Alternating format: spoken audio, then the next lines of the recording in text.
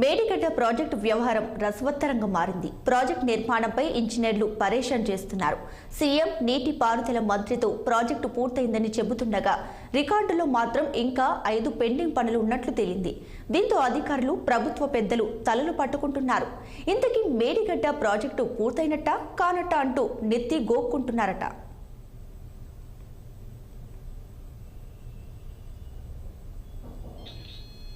ఇక మేడిగడ్డ ప్రాజెక్టులో ఇంజనీర్లు ఇచ్చిన ధృవీకరణ పత్రాలకు, వాటికి కొనసాగింపుగా గుత్తేదారుకు రాసిన లేఖలకు పొంతన లేకుండా పోయింది. ముఖ్యమంత్రి, నీటి పారుదల శాఖ మంత్రి నిర్వహించే సమీక్షల్లో ఇంజనీర్లు చెబుతున్నదొకటి, రికార్డుల్లో ఉన్నది ఇంకొకటని విజిలెన్స్ ఎన్ఫోర్స్మెంట్ విచారణలో తేలింది.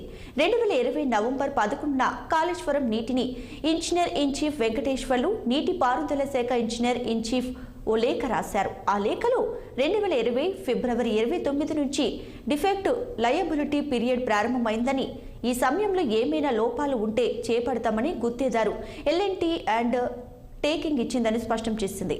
అయితే దీని ప్రకారం 2020 ఫిబ్రవరి 29 నాటికి ప్రాజెక్టు పని పూర్తయిందని అర్థం. కానీ అంతకు ముందే 2019 సెప్టెంబర్ 10వ తేదీన బ్యారేజీ నిర్మాణం దాదాపు పూర్తయిందని, ఆపరేషన్లోకి వచ్చిందని సర్టిఫికేట్ సైతం ఇచ్చారు.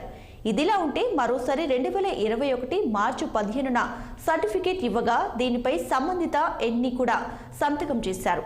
ఇలా మొత్తం 3 సర్టిఫికేట్లు ప్రాజెక్టు పూర్తయిందని ఇచ్చినట్లు తెలుస్తుంది.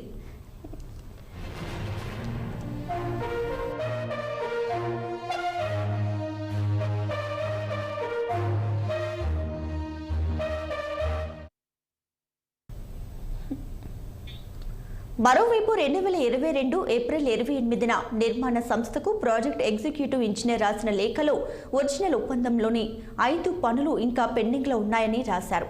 ఈ నేపథ్యంలో ప్రాజెక్టు 2022లో ప్రాజెక్టు పనులు పెండింగ్లో ఉన్నాయని ధృవీకరిస్తే 2020లో రాసిన లేఖలో ప్రాజెక్టు పూర్తయిందని ఎలా రాశారని అనుమానం కలుగుతుంది. ఈ వ్యవహారమే ఇంతకీ ప్రాజెక్టు పూర్తయినట్టా కానట్టా అనే సందేహాన్ని కలిగిస్తున్నాయి. 2021 మార్చిలో పని పూర్తయినట్లు ధృవీకరణ పత్రం ఇచ్చిన ఎగ్జిక్యూటివ్ ఇంజనీర్ ఏడాది తర్వాత ఒప్పందంలోని 5 పనులు పెండింగ్లో ఉన్నట్లు మళ్లీ లేఖ రాయడం చర్చనీయాంశంగా మారింది. అయితే ఈ పొంతన లేని లేఖలపై విజిలెన్స్ అధికారులు ప్రశ్నిస్తే ఇంజనీర్లు నీళ్లు నములుతున్నారట.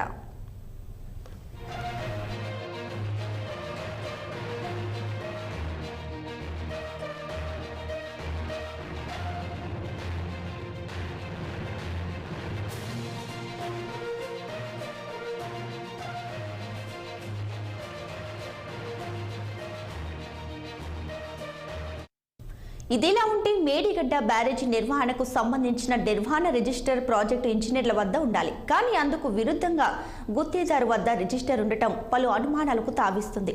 ఆ రిజిస్టర్ కావాలని విజిలెన్స్ అధికారులు అడిగితే అది ఇవ్వాలంటూ ఎగ్జిక్యూటివ్ ఇంజనీర్ తిరుపతిరావు ప్రాజెక్టు కాంట్రాక్టర్కు లేఖ రాశారట. ఆ వ్యవహారం కూడా అనేక అనుమానాలకు వేదికవుతుంది. మొత్తం మీద మేడిగడ్డ ప్రాజెక్టు ఒక గండికోట రహస్యంలా అనిపిస్తుంది.